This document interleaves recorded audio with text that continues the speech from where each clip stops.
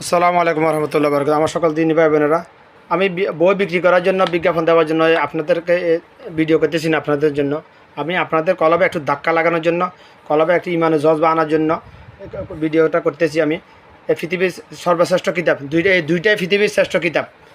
এক আমার আল্লাহর কোরআন, এটা কোরআনে পরে আসছে সহিহ বুখারী। দুইটাই পৃথিবীতে আসমান এবং জমিনে আল্লাহর পক্ষ থেকে আসা দুইটাই শ্রেষ্ঠ কিতাব। এর থেকে শ্রেষ্ঠ কিতাব আল্লাহ জমিনে আর নাই। আবার একজন মুসলমান, একজন আদম সন্তান, সে হিন্দুর ঘরে জন্ম হোক, খ্রিস্টানের ঘরে জন্ম হোক, কিংবা বৌদ্ধর ঘরে জন্ম হোক, কিংবা ইহুদির ঘরে জন্ম হোক, কিংবা মুসলমানের ঘরে জন্ম হোক, একজন আদম সন্তানকে মুসলমান হতে হলে এই দুইটা কিতাব অবশ্যই অনুসরণ করতে হবে, অন্য কোনো উপায় নাই। আমার রাসূলুল্লাহ সাল্লাল্লাহু আলাইহি ওয়াসাল্লাম বিদায় হজের ভাষণের যেটা বলেছেন ওটাই। আমি তোমাদের জন্য এমন দুইটা জিনিস রেখে দিতে যাইতেছি, যদি আমার উম্মত ওটা আঁকড়ে ধরে তাহলে কখনো পথভ্রষ্ট হবে না। এক আমার আল্লাহর কোরআন, দুই আমার হাদিস।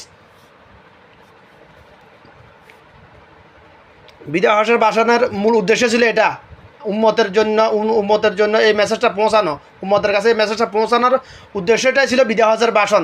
ওই বিদায় হজের ভাষণটাকে কেন্দ্র করে আজকে বাংলাদেশ, ইন্ডিয়া, পাকিস্তানে ধর্ম ব্যবসায়ীরা ওয়াজ মাহফিলের সৃষ্টি করছে, ওয়াজ মাহফিলের আয়োজন সৃষ্টি করেছে ওই বিদায় হজের ভাষণকে কেন্দ্র করে।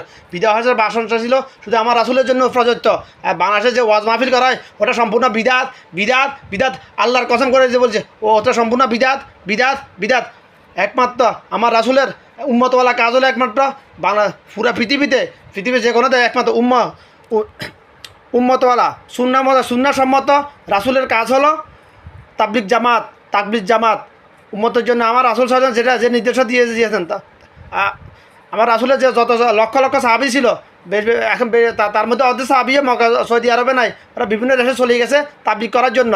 তাবলিগ জামাত হলো আহলে সুন্নাহ আল জামাত হলো তাবলিগ জামাত। একমাত্র হক ফতে আছে একমাত্র তাবলিগ জামাত। হ্যাঁ, ওদের কিছু এলেমের কিছু ঘাটতি আছে, ওদেরকে সহি গাইড করা দরকার। ইনশাল্লাহ আমি আল্লাহ পাক আমাকে তৌফিক দিলে ইনশাল্লাহ আমি চেষ্টা করবো ইনশাল্লাহ বাংলাদেশে এসে ওদেরকে সহি গাইড দেওয়ার জন্য। ইনশাল্লাহ এই দুইটা কিতাবের মধ্যে ওদেরকে নিয়ে আসার জন্য। ওরা কি ফাজাইলে আমল একটা পালন করে, ওখানে বেশিরভাগ জাল হাদিস, বেদাতি হাদিস, শুধু ওটাই ওদের ভুল। কিন্তু ওরা একমাত্র হক পথে দাওয়াত দিতেছে, একমাত্র নিজের খায় নিজের পরে আল্লাহর জন্য, আল্লাহ দিন কায়েমের জন্য, দিন প্রচার করার জন্য কাজ করতেছে একমাত্র তাবলিগ জামাত। আর সমস্ত সকল দল বাতেল।